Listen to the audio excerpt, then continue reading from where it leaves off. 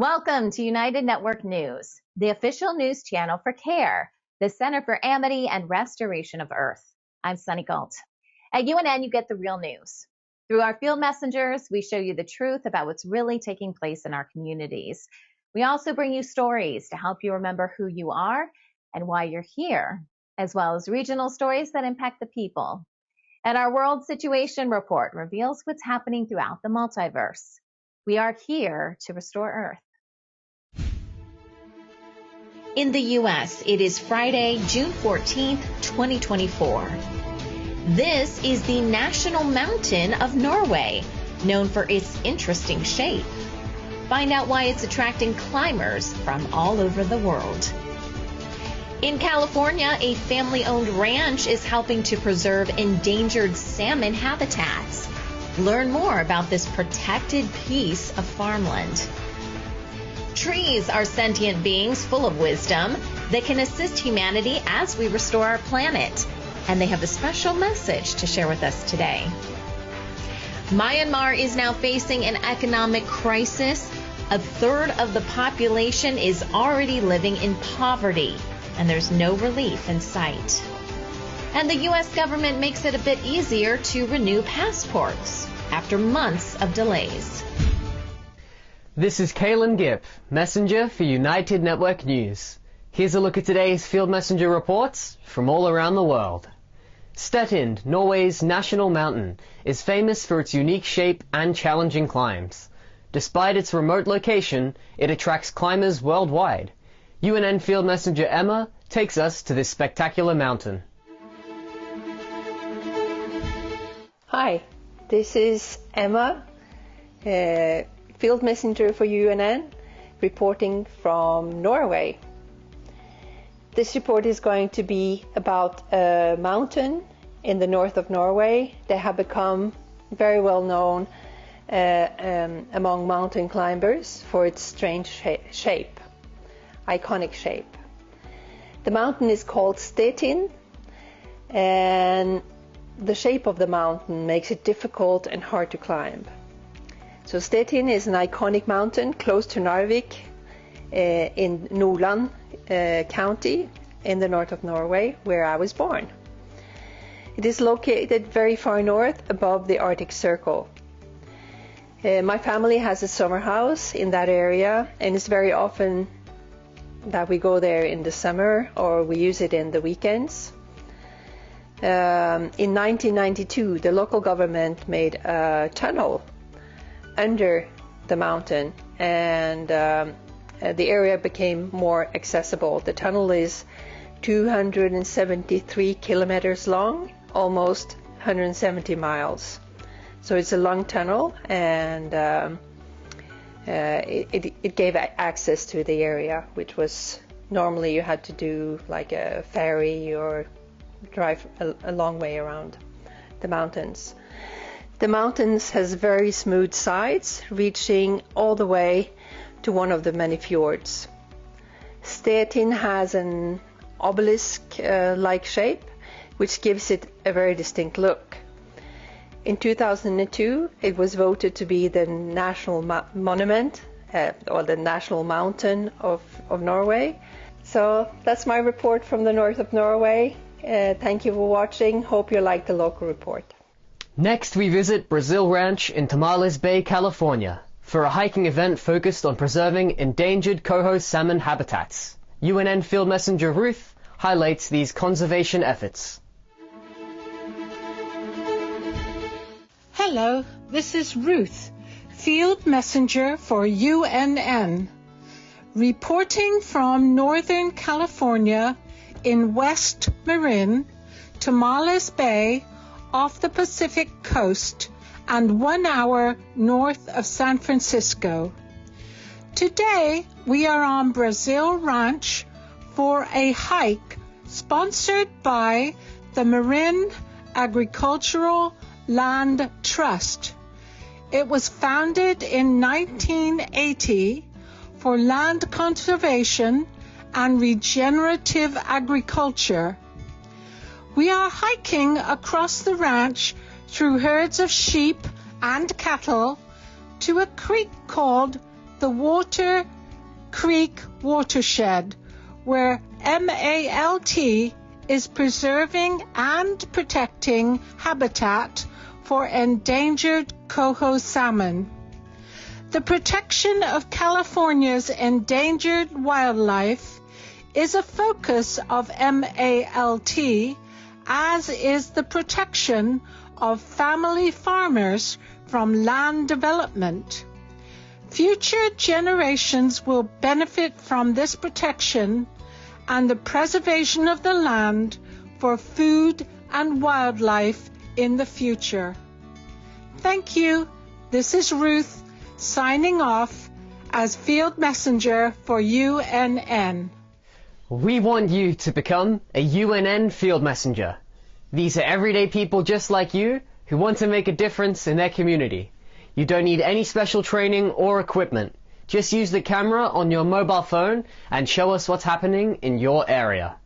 You send us your videos and our production team will create the report for you. Our new website is now up and running at unitednetwork.earth. You can submit your Field Messenger reports directly through the Field Messenger tab at the top of the page. You can also email your reports to our new email address at fieldmessenger@unitednetwork.earth. Hey, I'm Kirsten from Switzerland. This is Wayne from Tucson. Hi, my name is Desmond from Ghana. I am Claudia from Dawsonville, Georgia. I'm Martley from Pretoria, South Africa. Hi, I'm Steve McGrath, Fort McMurray, Alberta, Canada. People from all around the world are coming together. Happy day, beautiful world. We are here in a rather small urban garden, and this video is just to show you the joys that we've had in this garden with the electric gardening. When news happens in their area, they show us what's really going on. We have people in the streets protesting for and against. At United Network News, our field messengers are changing the face of news. This is Field Messenger Helen reporting with nature, and I'm going to talk to you about the bees again. Take the next step in restoring our planet. Become a UNN Field Messenger today. Hi, I'm Stetind from South Africa. If it's going to be, it's up to me. If it's going to be, it's up to me. It's up to me. It's up to me. It's up to me. It's up to me. It's up to all of us.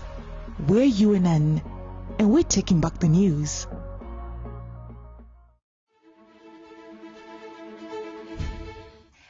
Bringing in the new earth is a conscious effort, and all organic beings are an important part of this process. Trees are some of the oldest and wisest living species on this planet. Their impressive root system allows them to connect with nature and our entire planet. Just imagine the information and history they could potentially share with humanity to help in our restoration. Kara Daniels is an interspecies communicator who connects with the consciousness of Earth, not only to speak with plants and animals, but to help heal them as well. And she says the trees have a very important message for humanity. So Kara is back with us, and Kara, today we're talking about the trees. And we were talking earlier, and you said the trees don't get a platform to talk a lot, which I'm sure is true. So today we're going to give them the platform because, Kara, I would love to know, what do the trees want to tell us? Oh, you are so on point. They really just don't have a platform. So when we open up into this space, it's like I get bombarded by information. So what they want us to know is that, number one, that they are conscious. They are conscious beings and that they can help humanity. If that is the only takeaway from this conversation today, take away that. They have direct access to the underground network. And it's funny, the way that they say this to me is that humanity can speed things along in our humanistic styled research, their words, not mine, if we were to just ask the trees what's going on. And I do feel like there are hidden keys, hidden information within that network that is really going to help humanity take it to that next step, take it to a higher consciousness. And I feel like that's just being driven home right now, is that the earth is moving into a higher state of being, and the trees are begging us to talk to them about the consciousness of the underground network, because there's something there that we need to know. And they want to I was just going to say, let's talk about the underground network just a little bit more. So what do we mean when we say underground network? What does that involve? What they're just showing me is the interconnected way of communication specifically. I feel like it has to do with technology and how everybody is working together to create harmony. Like if you think on an ecosystem level, when the underground network and the trees are all undisturbed, it's a community. Everybody is working together to create harmony, to create the best version of the ecosystem. And they're like, this is what we need to bring forward into the human landscape. And they just want us to literally use the mycelium network and the network below as a mirror to reflect back on what we, like the potential that we carry. Yeah. So you mentioned, I think, two things. Is there anything else that the trees are saying? Yes, that they are the wisdom keepers of the land. And so when we are thinking about ecosystem restoration, repair, or what is actually going on within this ecosystem, what do the trees know? Because they have, again, access to the soil. They have access to what's going on with the water. And so if we were to just consult them to see what's going on with the greater landscape, especially moving into all of the climate change, how can we navigate that? The trees know because they have literally witnessed all of the different phases of existence since time began, if you will.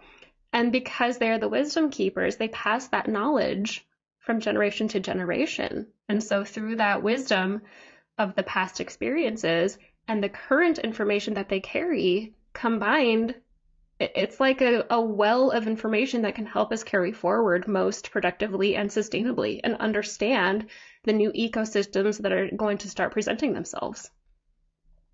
Now, question, if we were going to talk to the trees and ask them these questions, does it matter which tree we approach? Because I think humanity, we think, well, we need to go talk to a giant sequoia tree because they've been around the longest. But we've been talking about this underground, this system, right? So does it matter if it's a smaller, newer tree, younger tree versus a tree that's been around for a while?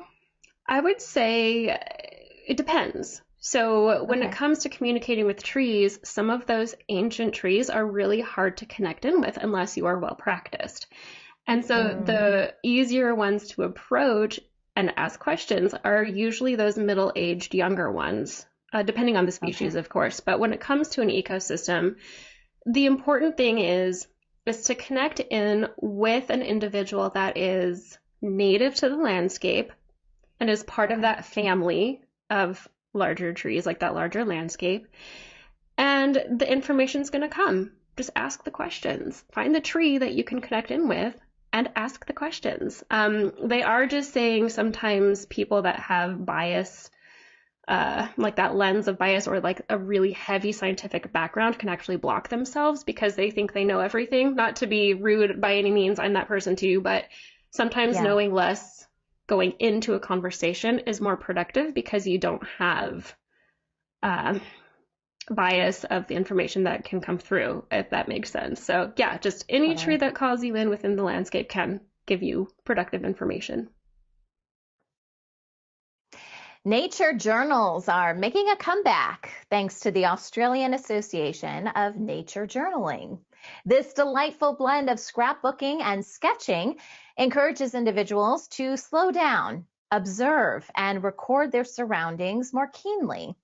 All you need to start is a pencil or pen, some colored pencils, and a sketchbook or paper. This practice offers numerous benefits for all ages. It lowers stress, boosts mood, enhances memory and creativity, and improves self-esteem.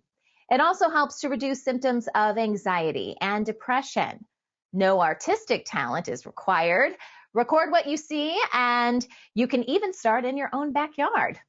Nature journals offer a unique personal record of your experiences, and it allows us to embed memories of natural encounters more deeply, making it easier to recall and share details with others. It offers a perfect opportunity to slow down and connect more deeply with ourselves, our environment, and each other. Plant medicine is a powerful remedy for both humans and animals alike. Researchers have recently observed a Sumatran orangutan treating a facial wound with a plant known for its healing properties, marking the first such case observed in a wild animal. The orangutan chewed on the plant, which has pain-relieving and anti-inflammatory effects, and then applied the resultant ointment to the wound. The wound later healed without infection. This discovery supports the idea orangutans self-medicate, demonstrating their cognitive abilities. Due to orangutan populations declining and facing persistent threats, this newfound insight highlights the critical role of preserving their natural environments. Conservationists are celebrating this discovery to ensure these magnificent creatures continue to thrive in their forest homes for many years to come. In parts of the United States, the 9-banded armadillo is regarded as a pest because it digs big holes in fields, gardens, and golf courses. Recent research suggests the presence of armadillos is actually a boost for biodiversity, also offering indirect human health benefits. Armadillo burrows are bustling hubs of wildlife activity, playing host to more than 64 different animal species, including the Virginia opossum, a known tick predator. Armadillos inadvertently provide shelter and resources for a wide array of animals, including bobcats, opossums, and even red-tailed hawks. Urban development poses challenges for armadillos, forcing them into nocturnal activity patterns to avoid human disturbance. Despite their human opponents, armadillos continue to thrive and expand their territory across the United States, enriching the ecosystems they inhabit. We are United Network News. Every day, we release real stories from real people all over the world. Field Messenger reporting from Gold Coast, Australia, Denmark, Canada, Uganda, from Atlanta, in Southern California. In their own words, people like you share what's really happening in their area. At UNN, you are the news. You are creating a new world with infinite possibilities. You are the restoration plan. Come join us for the real news every Monday, Wednesday, and Friday, only on United Network.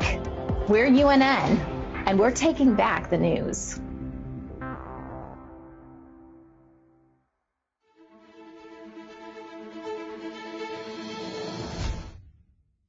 An environmental activist opposing the $5 billion East African crude oil pipeline was hospitalized after being allegedly beaten by Ugandan armed forces. This activist, who works for a nonprofit organization, was reportedly abducted, beaten, and then abandoned miles from the capital.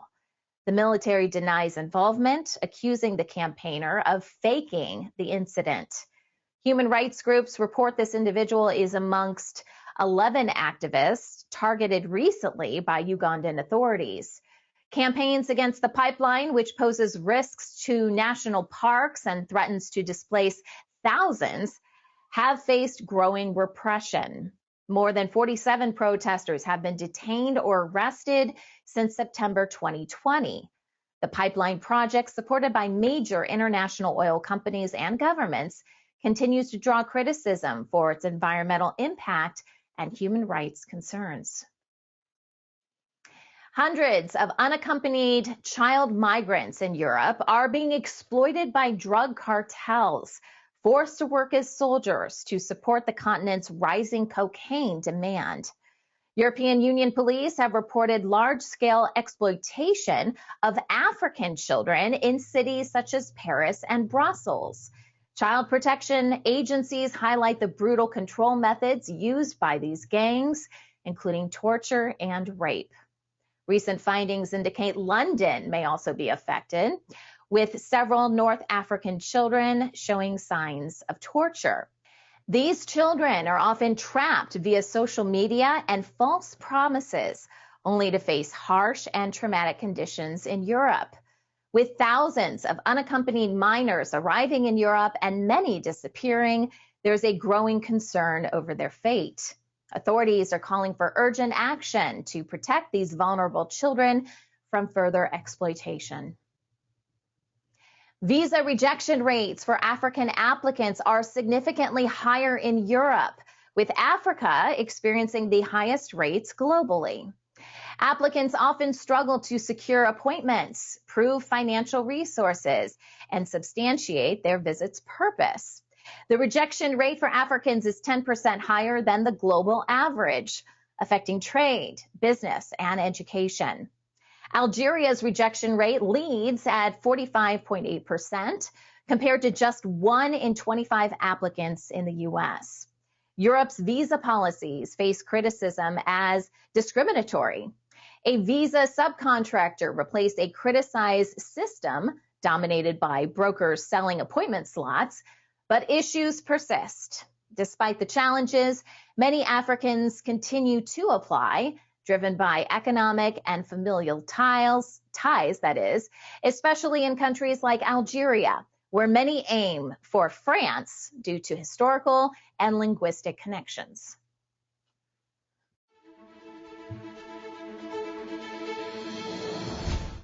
Myanmar's economy is struggling due to ongoing civil war with significant impacts on people's lives. Economists report a 1% annual growth rate for the year ending in March, with similar predictions for this fiscal year. Almost a third of the population lives in poverty, and the economy is 10% lower than before the pandemic. The conflict has displaced more than 3 million people. The country's currency value has plummeted, leading to shortages of imported goods. Electricity outages affect about a third of factories, causing significant drops in both exports and imports. Garment factories, once key employers, especially for young women, are closing as global brands exit the country and manufacturing exports fall by nearly a fifth. The military, facing increasing resistance, has expanded conscription, resulting in labor shortages as workers flee. Russia's main exchange has halted trading in dollars and euros following new U.S. sanctions. The central bank announced ruble exchange rates will now reflect interbank transactions. The measures make pricing less transparent, increasing costs for importers and exporters. The sanctions raise the risk of secondary sanctions for banks from countries like China and Turkey that continue dealings with Russia. Post-sanctions, some banks offered to sell dollars at significantly higher rates than recent exchange levels. Major banks have more than doubled the spreads between buying and selling prices for foreign currencies. The sanctions could also make it tougher for people to transfer money out of Russia. Importers will face higher costs, and exporters will be affected by fluctuating costs as they convert foreign earnings to rubles. Mongolia is facing a severe crisis as the harsh winter conditions, known as Zud, have led to the deaths of nearly 24% of the country's livestock. The heavy snowfall and earlier drought have caused 7.1 million cattle, sheep, and goats to perish by May. Many herder families who depend on this livestock have seen more than 70% of their herds wiped out. The economic impact is staggering as livestock, livestock is the second largest export for the nation. The Zud has left countless families in dire circumstances, struggling with high costs of fuel, food, and fodder. Reports indicate an increase in poverty as many herders are forced to migrate to urban areas where job opportunities are scarce. International aid has been insufficient, and experts stress the need for better early warning systems and adaptive strategies.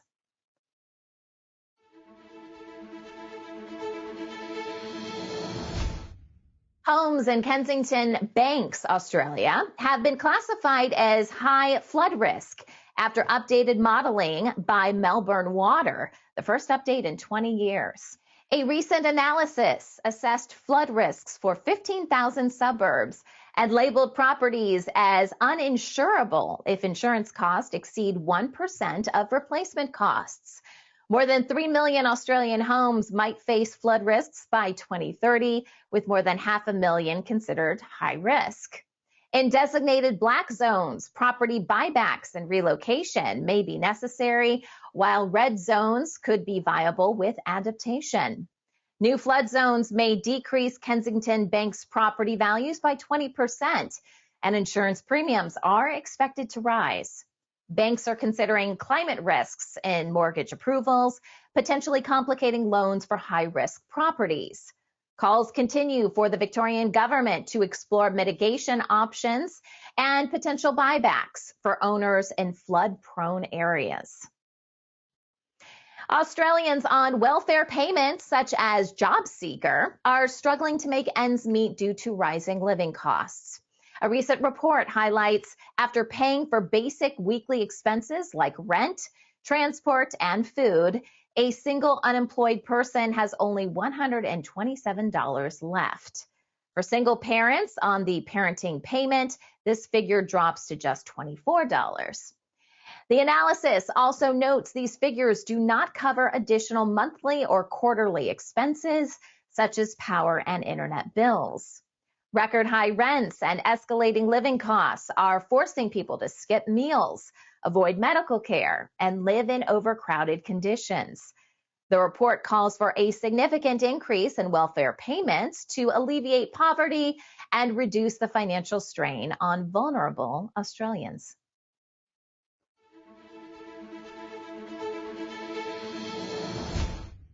U.S. travelers can now renew their passports online through a pilot program launched by the U.S. Department of State. The new system is accessible for a limited time each day until it reaches a set number of applications. A full launch is expected after testing, but no specific date has been announced. This initiative aims to reduce the current renewal process, which can take months. Ongoing issues with processing passports emerged after COVID-19 travel restrictions were lifted, leading to a significant application backlog. Federal lawmakers have introduced measures to improve the system, including enhancing online tracking and hiring more staff. The online renewal involves a 6-step process, including creating an account, filling in details, uploading a photo, and of course, paying the fee. Also in the U.S., about 6,000 grocery store workers are voting on strike action after their union contract with Food for Less, owned by Kroger, expired. The contract expired on Saturday, and members are deciding whether to authorize a strike if a new deal isn't reached by today. Meanwhile, the company is advertising for strike replacement workers. Key issues in the dispute include wage increases and benefits, which workers say have lagged behind other grocery stores. Workers also demand better safety and staffing improvements, expressing frustration over the company's handling of negotiations. Many workers have struggled financially, with some experiencing significant pay cuts during decades of service. A spokesperson for Food for Less stated their offer included wage increases and maintained healthcare costs. Workers are frustrated and prepared to strike if necessary, emphasizing the economic pressure and stress they face. Long-term care insurance in the U.S. poses significant challenges, with high denial rates creating obstacles for policyholders. Minnesota had the second highest rate of long-term care insurance benefit payment denials in 2022. Many individuals are facing challenges in accessing benefits they have paid for, with some insurers like Transamerica being fined for delays and improper denials. A lack of response from insurers and extended waiting periods are common issues, with some even requiring loans to cover care costs. The state has seen insurers fined for inadequate handling of claims, contributing to financial and emotional stress for affected families. With only 4% of Minnesotans having traditional long-term care insurance, many are forced to deplete their savings before qualifying for Medicaid. Proposed solutions, including a payroll tax similar to Washington state, have seen little progress. A widespread power outage has left more than 340,000 customers across Puerto Rico without electricity after 2 power plants shut down.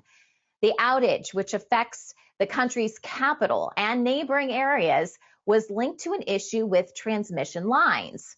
Luma Energy, managing transmission and distribution, and Genera PR, operating the plants, are now investigating this cause. The capital's mayor declared a state of emergency, highlighting the risk to children and elderly residents dependent on medical devices. People expressed anger on social media, emphasizing the hardship of living without power during excessive heat warnings. Many cannot afford alternatives like generators or solar panels, aggravating the strain on an island where more than 40% live in poverty.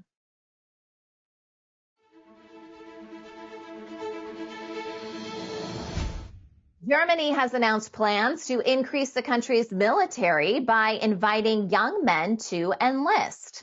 The proposed legislation will allow the government to send letters to all 18-year-old men, around 400,000 annually, inquiring about their willingness to serve.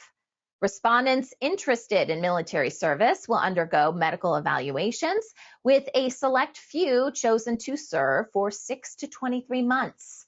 This initiative targets increasing the active forces to 203,000, up from the current 181,000, while the service remains voluntary.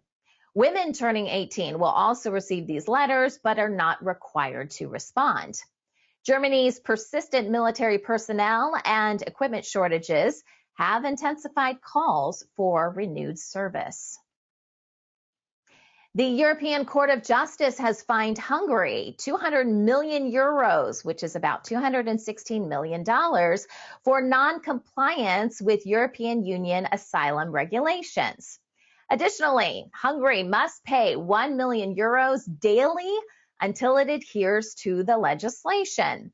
The Prime Minister has criticized the ruling, claiming it prioritizes illegal migrants over European citizens. The issue began in December of 2020 when the court ruled Hungary had limited access to asylum procedures, making applications nearly impossible and unlawfully detaining asylum seekers in transit zones. Despite closing these zones, Hungary has toughened rules to block future asylum seekers. Last year, the European Union's Migration Pact aimed to distribute the responsibility of hosting migrants amongst member states, but Hungary and Poland opposed it. The number of people waiting for routine hospital treatment in England rose significantly by the end of April.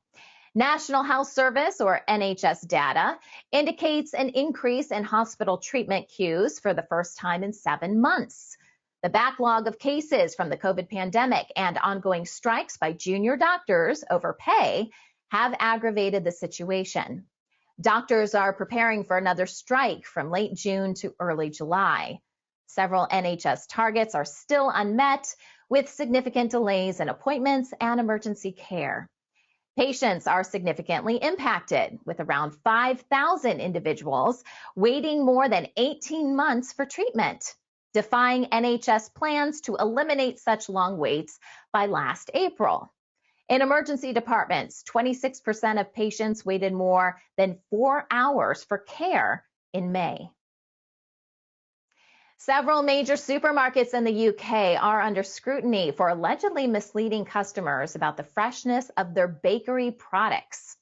The Real Bread campaign accused Sainsbury, Tesco, Lidl, and the Co-op of breaching consumer protection regulations.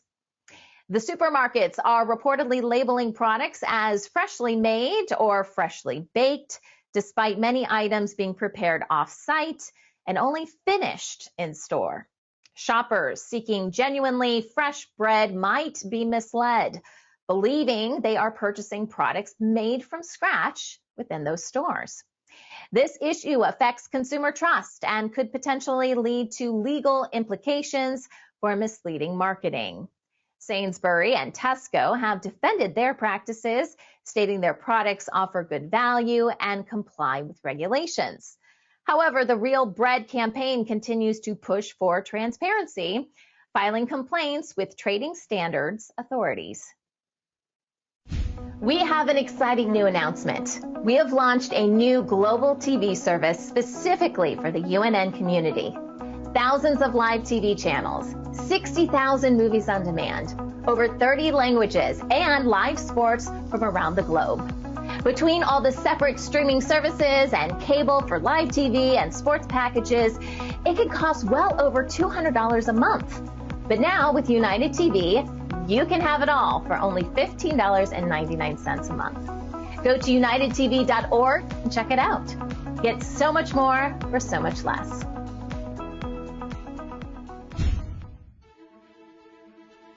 And now, the World Situation Report with Kimberly Gogan from the Office of the Guardian. As the annual G7 meeting starts, the Rothschild family tries to launch the old 7 currencies of the world plan. But there is a glitch. The currency battle rages on between several nations who wish to depeg from the dollar and lack of technologies to pull it off. And the replicated Earth Death Star network falls. Now here's Kimberly Gogan with the Office of the Guardian. Hey, Kim, how are you? Happy Friday. I'll tell you what. That's a thing. I know. Well, we have been hit quite a bit during this recording. I felt it at least since perhaps even yesterday, but really this morning I was feeling so anxious. And I'm like, what's going on? I'm not an anxious person, like regardless of whatever I have throughout the day, I just kind of try to take it in stride. Before we started recording, I had to go outside and meditate and shield up, which I don't usually have to do. And all these crazy things have been happening during the recording of the news. So what is going on out there, Kim? You know, they don't like me right now. And I guess not. Apparently they don't like you either. No. Well, you know, part of this is because there are a lot of things changing that they just don't like. And, you know, yesterday, the day before, it's been, things have been disappearing in rapid succession. And there were some things that they were anticipating to happen. So today marks the first day after Hell Week, but apparently this year it's not over, Sunny. I guess not. And I'm taking you along with me. I guess so. Well, wow. A lot of what I see, though, as far as the anxiousness, I was the same way last night. You know, and I just couldn't, I mean, I could definitely hear the chatter, but I didn't have any like major alerts. You know, I was watching things real closely because they mentioned, you know, Russian nuclear attack and some other things they were been talking about behind the scenes. And there's a reason for that, why they're trying to do all of this stuff. But, you know, I would say that there wasn't anything remarkable that would warrant the amount of high alertness I was on. I mean, given the fact I was up at probably, I don't know, 3 o'clock or something the morning before, you know, I had worked later, I recorded late, you know, all that kind of stuff the day before. So, you know, I would have thought that, you know, I would have been really tired, like, and my body was exhausted. My brain was like, okay, where's the fire? Where's the fire? I can smell the fire. And it just didn't leave until after midnight last night. I mean, it was terrible.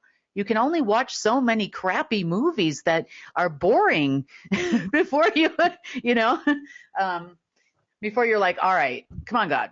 it's time for sleep. I put magnesium cream on my feet. I did the whole thing. I'm like, come on, guys. But, that didn't change this morning either. But things became a little bit more evident as to why we were feeling the way we were feeling early this morning. And it took me a couple of hours to kind of decipher what was actually happening here.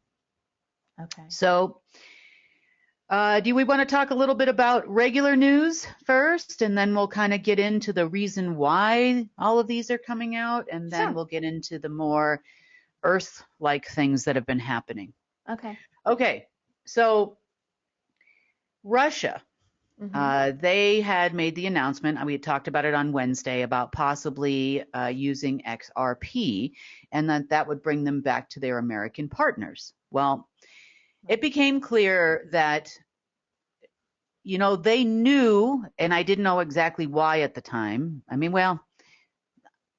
knew about some things, let's put it that way, but I didn't think that today was the day where, they were trying to break free of the dollar, allegedly, and they were looking for a BRICS currency. They have realized, after having some conversations with an associate of mine who knows the people that are trying to program the new BRICS payment systems, that they have been unsuccessful in building or latching onto another system that would work worldwide. That is because all payment systems were tied to, at the time, the Omega system. And without access to the base platform, or without a full understanding on the light system side of the global repositories Codex 685, which humans stop using Codec at like 60. So you can see how many versions we are away from each other. So, they definitely are out of options. Now, in addition to that, there has been some talk coming out from Saudi Arabia. This has actually been announced in the news that Saudi Arabia is going to drop the dollar, probably not completely, because Saudi Arabia also sells a lot of oil to the United States, which means they'll still be trading oil in U.S. dollars. But the idea behind this is that they would now be able to buy and sell in other currencies, very limited amount of currencies. Now, if you remember, I told all of you what this actually means. The dollar is tied to supply and demand right now. And even if you were to back the dollar with gold or a basket of commodities, you still will have to deal with supply and demand. Too many dollars out there, and you run the risk of devaluing the dollar. It's just like anything else. Every year there's that special toy that every kid wants, and those things all of a sudden go from $30 or whatever the cost is of X toy, and then they're up, $300 to up to $400 for this toy, whatever it is. But then by next Christmas, it's no longer the cool thing. And so now it's worth $30 again. Yeah. But the same thing goes for currencies, just to give you an idea of supply and demand. Now, additionally, this is all tied to production contracts. So the reason why people start to get nervous when countries like Saudi Arabia or Russia decide to sell their oil, gas, diamonds, in another currency is because that production now goes to back that new currency. So the production contract or the demand for the currency for the US dollar goes away, but that doesn't mean that the US dollars that came out at the time, not like that's happened lately, but the US dollars that came out at that time would be supporting the production of, for example, Russian gas or oil, or Saudi Arabian gas or oil, or diamonds or gold or whatever it is that's being traded from these particular countries. Now, this leads me into the attempted crazy things that have been happening this morning. Okay. So there's been a lot of chatter from New Rothschild guy. Philip is his name. Hi, Philip. Big shout out to you. And the 7 currency plan. Now, during this process, there has also been a lot of chatter this morning, let's just say, between people that I talk to that may or may not have been in the past connected to either the Rothschild family or global headquarters, Langley 5, about replacing the United States dollar. We're having a lot of technical difficulties here, guys. So if this is a little choppy, I am so sorry. We're putting this newscast The together. struggle is real today. The struggle is real. So thank God you're such a good sport, Sonny. And Mike is a good sport. And everybody else that's here with us right now. So I'm so sorry.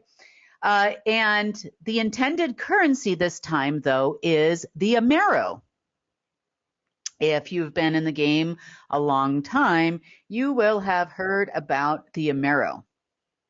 Now, the Amero is supposed to be a dollar. It was originally created to be the new currency for the North American continent out of the 7 currencies. But the Amero this time was actually supposed to be for both North and South America, as far as the behind-the-scenes negotiations that have been happening for the last 2 weeks. Okay. So when they tried to install the Amero, I'm like, are you kidding me right now? Now, the Amero is not a digital currency. It's digital and paper, just like the dollar is. And it was supposed to be structured this way. Okay. So I'm like, why is somebody trying to install the Amero? I'm like, are we really doing this right now? You know, and then I started looking at the whole argument that happened yesterday between the Russians and the Treasury Department about not allowing them to have technologies and those types of things. And I'm like, wait a minute. Everybody's trying to install the 7 currencies. That's what's happening here. Because this morning it was just like a hackorama. Now, interestingly enough, though, there was some truth to what they were thinking or talking about, because Marduk is just like the gift that keeps on giving. You know, it's just long after, they die, and to be fair, I learned a lot from, having conversations with this lovely being in the times that I was speaking to him, because I too have done the same thing. Hundreds of years after my death, my system will still be running in the fashion that is going to protect humanity. So, I did the same thing. I mean, not going to lie. Okay. But I learned it from him. So thank you very much, dead guy. But so the plan was handed down from Marduk to everyone else to install 7 world currencies. Now, as for the Middle Eastern currency, Saudi Arabia was supposed to be in charge. Hence the reason why they just announced today that they are supposed to be depegging from the dollar. Langley 5 is trying to convince everybody that it's a great idea to replace the dollar with the Amero. No, I know. God bless these people. But the negotiations that have been happening leading up to the G7, which is happening today, have been, they never just go along with a plan that's given to them by an alien race. They have to manipulate it to their best advantage, or try to in some way, shape, or form, thinking that they're going to be able to do it because their arrogance is disgusting. So the Amero was only supposed to be, as an example, for the North American continent. And I'm not saying I agree with this plan either. Right.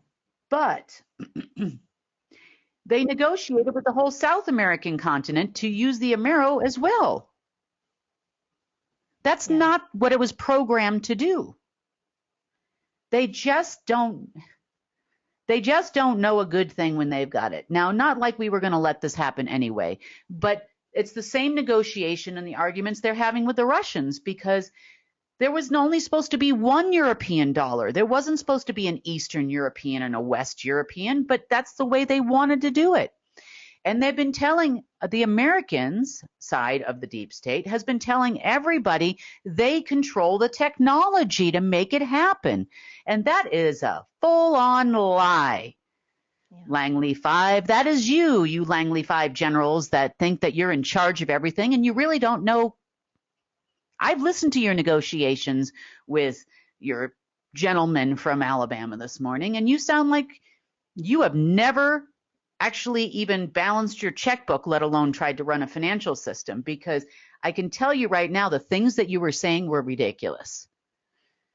So the Middle Eastern currency was supposed to be run by Saudi, which means that there was a system that was supposed to be triggered that Marduk left in place to pull together a basket of commodities that would then go to back and its respective production contracts, which would then go to back these new 7 currencies.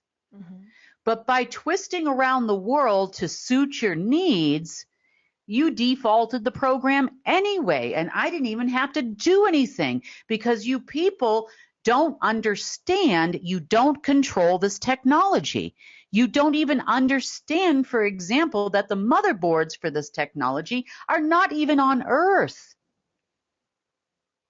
And it's a consciousness. That's how quantum AI works. The source code for it is a consciousness. It has its own consciousness, your little global asset pool, stuff. And needless to say, it wouldn't have worked anyway because we already have the global asset pool. So the second they tried to put in some kind of, Saudi Arabian contract or Middle Eastern contract or whatever it is, it would have failed. And if you tried to use oil in Brazil to back the Amero, it also would have failed because it's not programmed that way on a consciousness sentient level, albeit dark and evil. Now, regardless of the movement of the 7 currencies, one thing was abundantly clear. As each system attempted to launch and then kind of fizzled out within a few minutes this morning, the systems always defaulted to Marduk. Mm-hmm. In other words, yes, there were 7 asset pools and maybe 7 currencies. However, they all went into a major global asset fund and a major currency control system, which were not controlled by human beings and would have never been controlled by those people had this plan worked out. Sure, they were allowed some kind of a management system. Now, if you've ever worked for another company in your entire life, you know that the managers maybe oversee a department or maybe even one particular location, but they don't own the company. Now, Marduk always puts himself as an owner, and he always puts himself in the position to fire the final key, the final step, the standing order, whatever it is.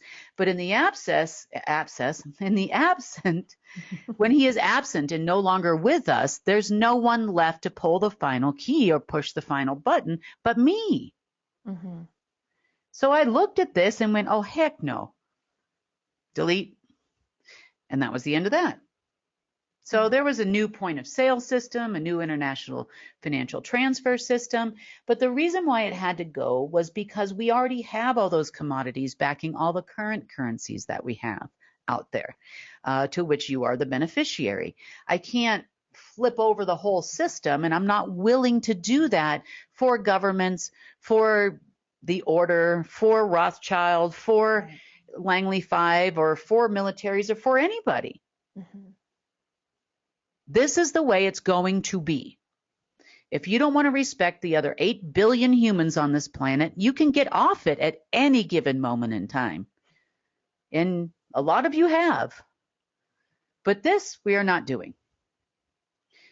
because and then they're having negotiations behind the scenes about maybe we can offer her being me, a certain percentage control of the currencies or the asset pools.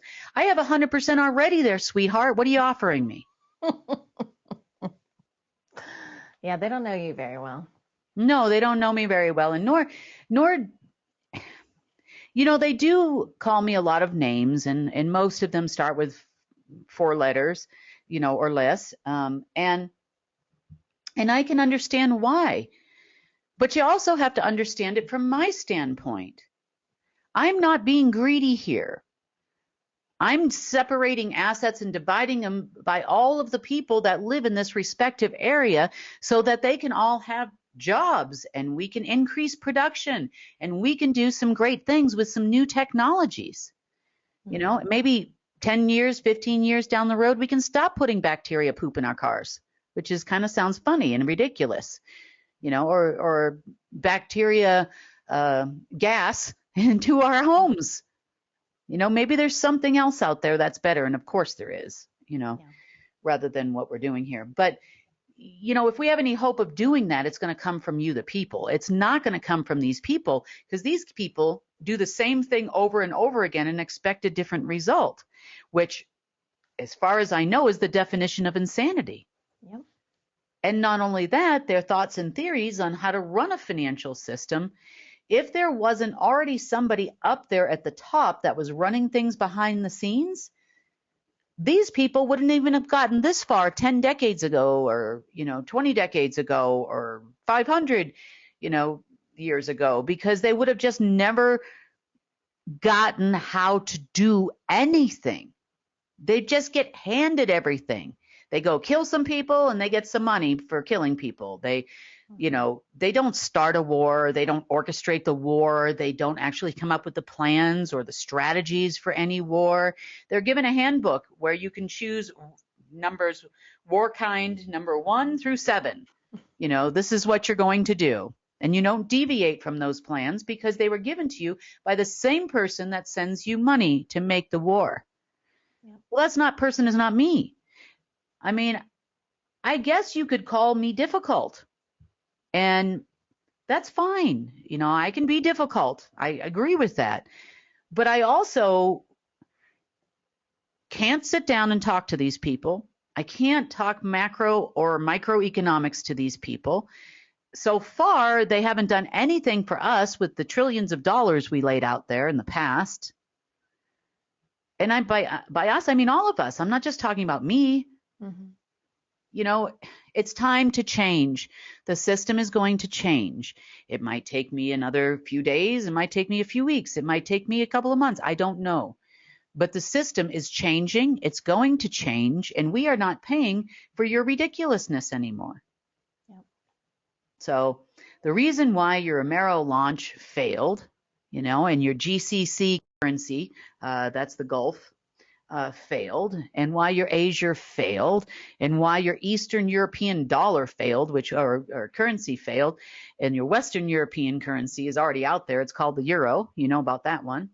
And your African currency and your Australian currency failed is because I'm not interested in this plan, number 1. Number 2, you also didn't follow the handbook. You thought you were smarter than the aliens who gave you the gift of technology. You thought you were bigger and better and smarter. Well, I understand this technology and I understand how it works, and I'm fully well aware of how to take it over, delete it, get rid of it, and that is something they will never do. Mm-hmm. So that's been my day so far today, Sunny, and part of the night last night too. So were they sending out frequencies, or was there, why are we all feeling this way, this icky feeling? Or is it that's something a little different, dear. Oh, okay. All right. We'll get to that. Oh, dear. Okay, I gotcha. All right. We're getting there. Okay, I gotcha. Okay.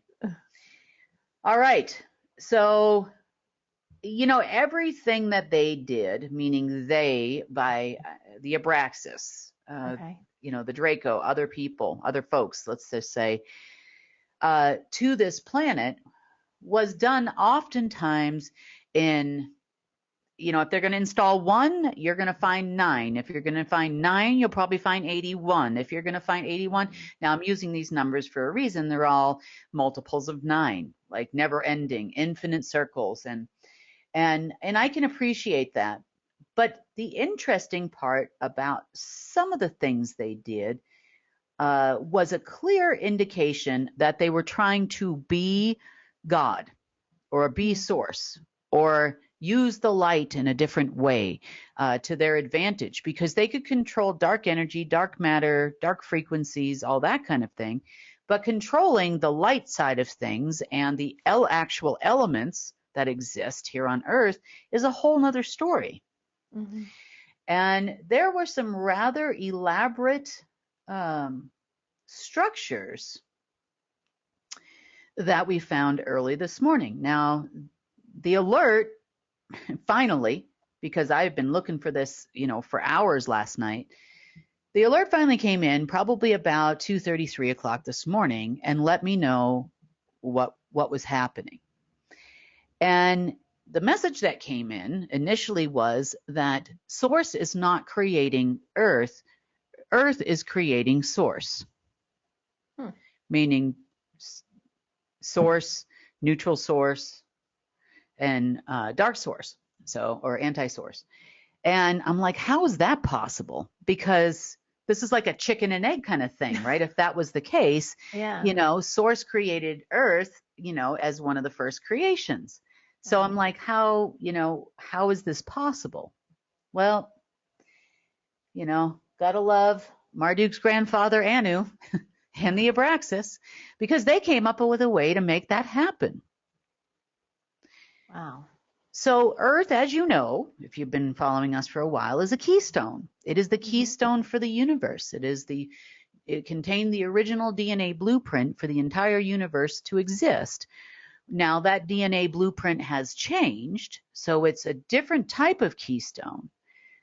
But little did we know that what they had done is they actually replicated Earth. Now, by replicating Earth, I don't necessarily mean like the Abraxas had done that we learned about 2 days ago, where they were replicating humans as well. Mm-hmm. I mean Earth itself. Now, these replicated Earths are not inhabited. They are not terraformed, but they didn't need to be, because they replicated the DNA blueprint for the universe about 10,368,000 times. Oh, boy. One for each timeline. So it didn't matter if they were in a light age, a dark age, or a neutral age. It didn't really make a difference, or the golden age for that matter. They could still manipulate the elements on Earth and still manipulate the etherical field and the use of energy. Because of Source's original connection to Earth, that carried over the original connections. Now, they had to make sure that it was a one-way transmission. In other words, you could get all the source energy, essence, consciousness you wanted, but it couldn't leave there. So they actually installed a reflective prism field, let's call it, around Source itself, so that nothing could go back and forth, thereby capturing all that energy, essence, and consciousness and using it against the universe. Reprogramming, reprogramming the DNA blueprint of Earth, reprogramming the DNA blueprint of the universe, and thereby blocking Source's connection to just about everything. I mean, an outgoing connection. So you contacting Source versus, Source giving you energy to exist are two different things. Yeah. So this whole network is what fired up probably after we started breaking down the Abraxas fields and some other things.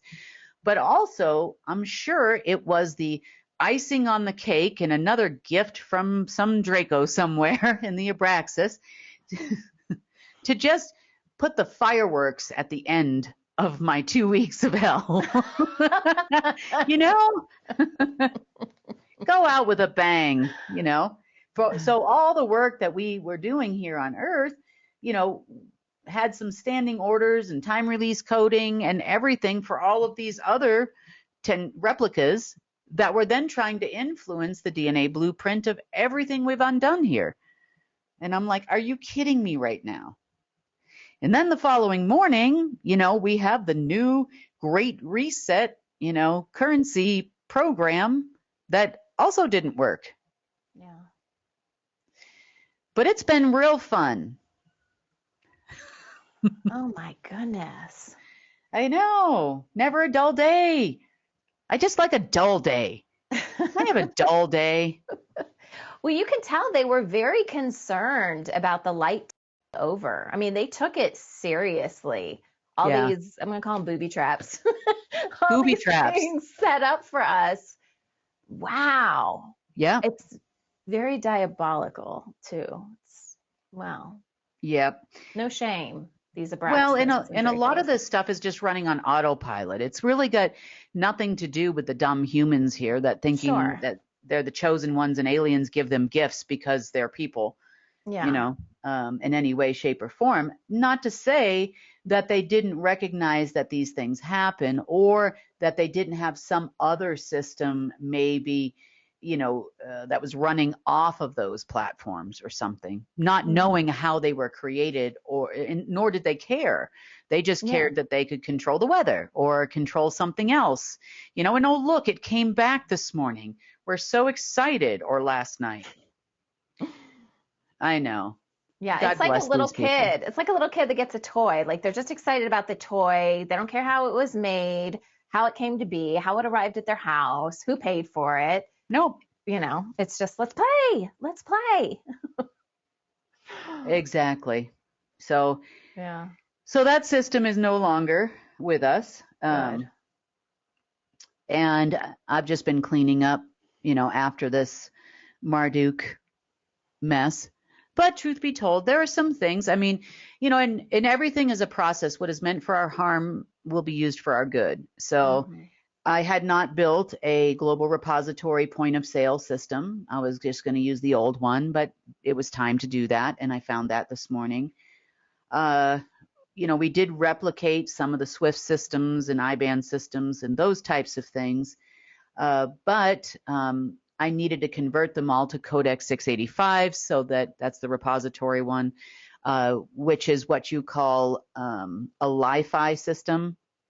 You know, I needed to make sure that everything ran on Li-Fi, so they had to be tweaked and fixed a little bit, because I'm no longer trying to integrate. I do need to reach you. I need to reach your computers, your, you know, apps and banking and that kind of thing on your phones and ATM machines and financial institutions.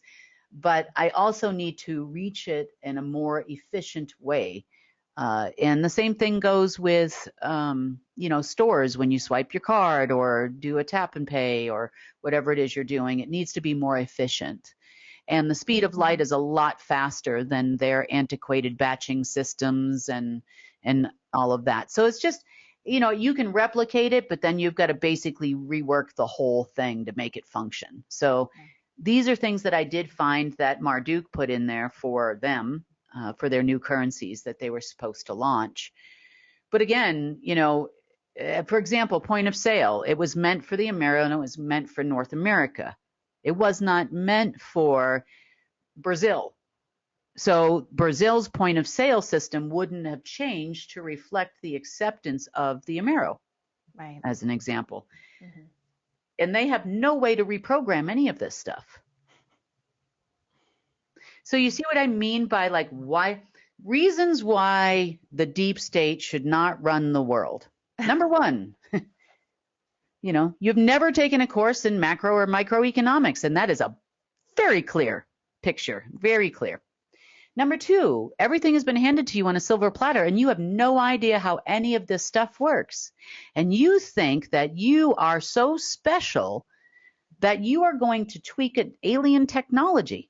That's and obviously you don't even understand how it works. So therefore you can't go make negotiations on how you're going to take over the economies of Argentina and Brazil and Peru and Ecuador and everywhere else you promised that they were going to get this new Amero currency.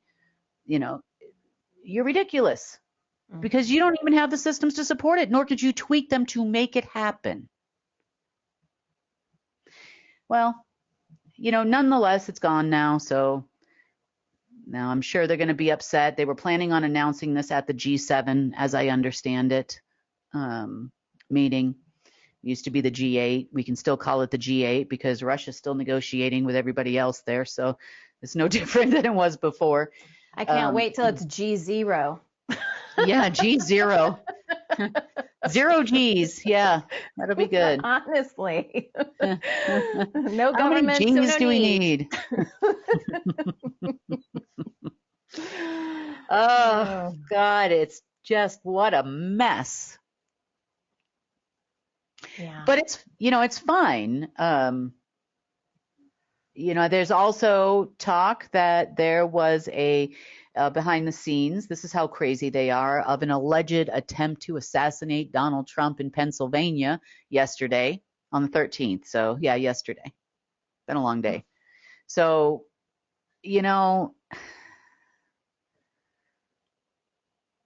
Is that like internal fighting, Kim, or is it like their team? I mean, obviously, no one's really going to get assassinated because he's not alive. But was that like an internal thing? Like his team was like, we're going to assassinate him, and that everyone's going to be up in arms, or was it like an outside force? I think it was more of the poor Trump campaign. Don't you feel sorry for him? He's fighting so hard for you. Gosh. Yeah, I don't know if you know this, but they're doing this with Kate Middleton too.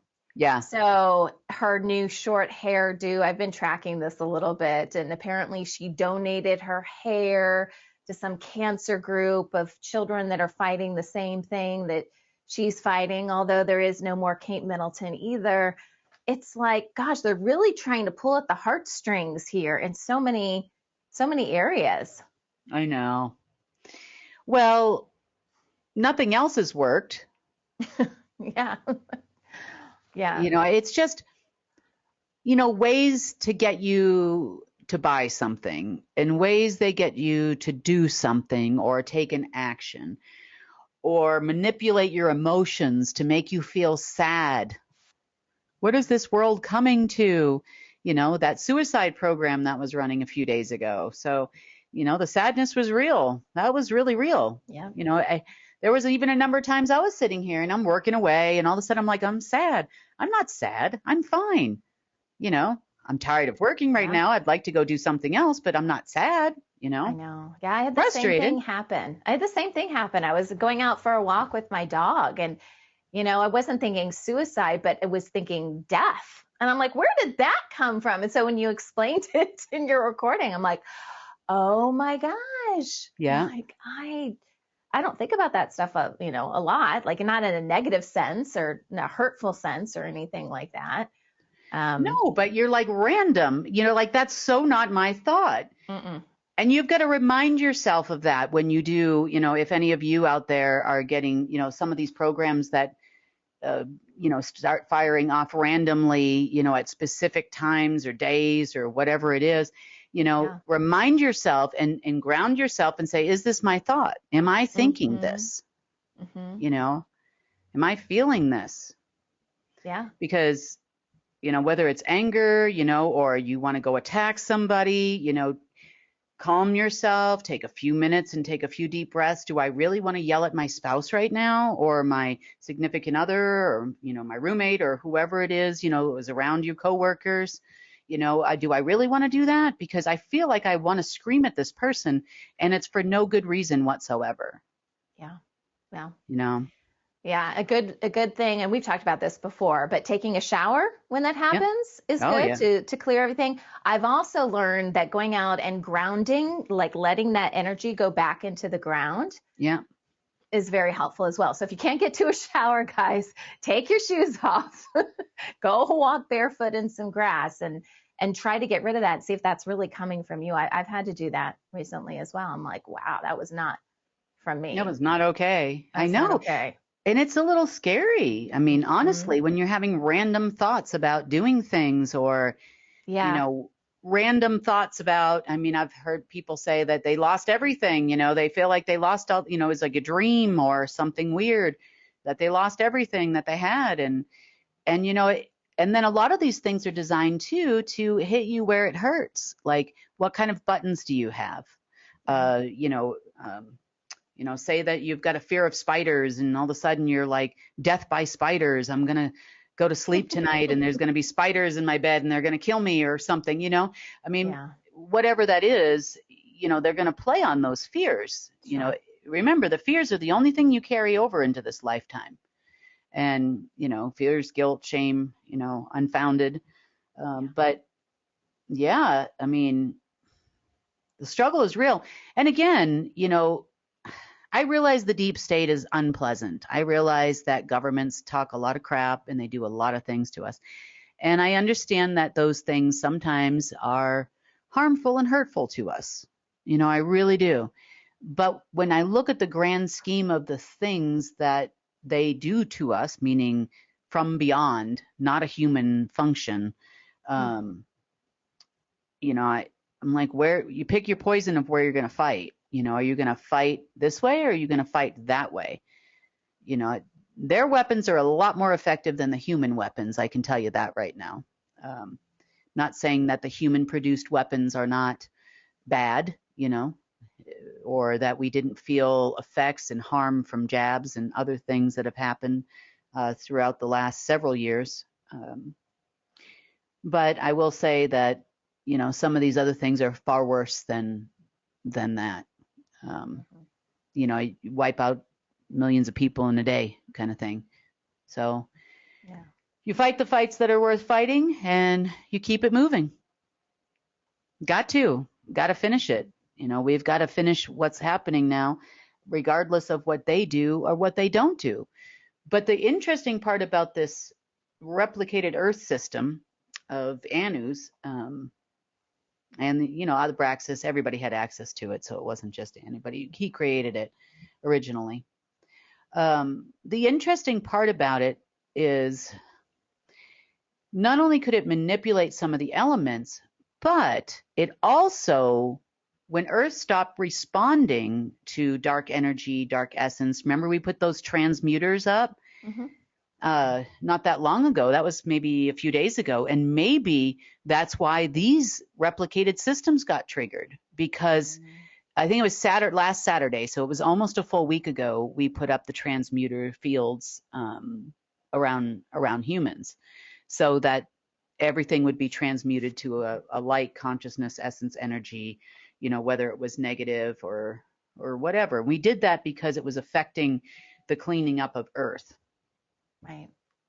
But apparently this replicated system still responds to that dark energy, dark essence, and will act accordingly to make a disruption on the original Earth. So, I'm thinking, now that I go back and I look at it, I'm like, what triggered this to happen? Well, okay, it was a liquidity risk. And by liquidity, I'm not talking about cash. I'm talking about not enough energy, not enough, and so then these replicated keystones kicked in. So I'm like, oh, this is great. But at least we now know why we were all feeling like we were cats on a hot tin roof yesterday. Oh my gosh. And weird thoughts the other day. And, is this the last backup system? I have no idea. We just keep looking. And sometimes if they're just dormant, they're cloaked. I mean, this is alien technology. This isn't like, you can see a big tank rolling down the street kind of stuff. This is cloaked. It's locked down. It's not sending off any kind of signal until it's ready to come out and fire. And, you can go to the same place more than once. And then, 20 minutes later, you go there again and there's something else there that wasn't there a few minutes ago. Right. We've done some things where we've sent out a lot of energy, kind of like a more sophisticated version of a human EMP or an electromagnetic frequency of some sort. A magnetic pulse. We've done a lot of different stuff to try to see if we could hunt more down faster. But it doesn't seem to, maybe I need to reverse engineer some of their cloaking technology or something like that. So, a little bit, maybe I need to take some time and do that. Maybe I'll do that this weekend. It's just a thought that came into my brain. I'm like, I'm sure there's something in the Omega system or whatever's left of it, because Omega and Alpha were kind of joined at the hip. So maybe I can find that in Alpha, or I can find a piece of it, through Alpha to Omega or whatever's left of the brain there, of the Akashic records. So that could be helpful. I might give that a go. I'm sitting here having a conversation with myself, Sunny. I'm like, well, no, what? That's a great idea, Kim. Kim, I you've got. agree. No, it makes sense with because myself. we're doing the same thing. They were taking the light and transmuting it to dark. We looked at that. We're like, okay, let's take the dark and transmute it to light. Yep. No, that makes sense. Yeah. Well, and the shields that we put up around Earth didn't hold because this somehow got straight through to that system. So I'm going to take a look at my thought processes here, see what I can come up with. Yeah. You don't know what you don't know. You can try. You can reverse shields. I've put up all kinds of different things, to bounce things off and to push stuff away. But, I guess if there's probably some kind of implants we had for that too, for humans here on Earth that went straight to these programs. So I'll take a look at that as soon as we're done with the news and keep it moving. Okay.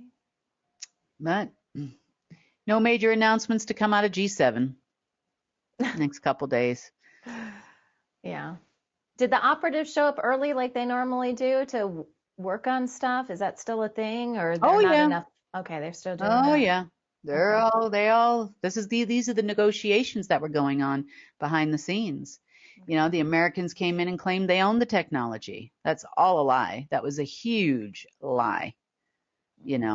They were the ones that were going to do this. So they needed to control everything. Global headquarters needed to control everything. Langley 5, which aren't all American either, but they're needed to control everything. Yeah. God bless the people, really. Yeah. I'm coming to the conclusion too that ego often outweighs common sense. So like either you got a huge ego or you got common sense. And you can't have both. Both can't exist in the same place. So yeah. But that's pretty much it. I'm just going to finish cleaning up whatever's left of this Marduk gift. Yep, and the Anu gift, and keep it moving. Okay. Keep going forward. All right, but we shouldn't expect more of those crazy feelings, right? You took that out. Unless there was something else behind this one. Okay. I didn't expect that on Wednesday either. So, we cleaned it up, and then that's why, the news was out so late. I mean, I had to make sure that happened. And then we had this multiple replicated Earth system tied to their nasty energy. They're very creative. You got to give them something. Yeah. Have you ever seen, I don't think she's out there as much as she was about a year ago, but there's a lady that kind of makes fun of all these recipes on TikTok. Have you ever seen her? Seen that, huh? Well, she starts everything off with, everybody's so creative. No. That was my little joke, when I would see this stuff. I'm like, oh, look, everybody's so creative. Wish they would use their creative life force for good. I know. Instead of trying to take over universes. That would be nice. Well, Jeez. They're probably trying to compensate for something. Wink, wink. Yeah, what is that? Wink, wink. Oh, dear. we better end this broadcast before we get into trouble again, because we've only been cut off like 10 times since we've been having this conversation, not to mention what you did before. I know. Okay, well, Kim, thank you for the update. Good luck this weekend and whatever gifts you may find. I know. And hey, if you are in, excuse me, if you are in the States, happy Father's Day. Oh, gosh, that's right. Yeah. Coming up this weekend. Happy Father's Day to all of you fathers out there. I don't know if it's celebrated everywhere this weekend, but if it is, then happy Father's Day to you too. And happy Father's Day to all your fur baby daddies out there too. This weekend. I hope you have a good time. And that's it. I guess we'll see you on Monday. Sounds good. See you then. Thank you, Kim. Thank you, Sunny. Want to share news from UNN? Help us change the face of social media and use it for good. Connect with us through our online channels. Our social media team creates clips from each newscast you can easily share with people you care about. That's also where you'll find our UNN Meme of the Day, a great way to encourage critical thinking. Links to all our social media sites are available at the bottom of our website at unitednetwork.earth. Let's change the face of news together. And that wraps up today's news update. Please share UNN with your friends and family. We need everyone to come together and help restore our planet. When news happens in your area, record and share it with us so together we can share it with the world. Remember, if it's going to be, it's up to me. I'm Sunny Galt. Join us Monday, Wednesday, and Friday for the real news.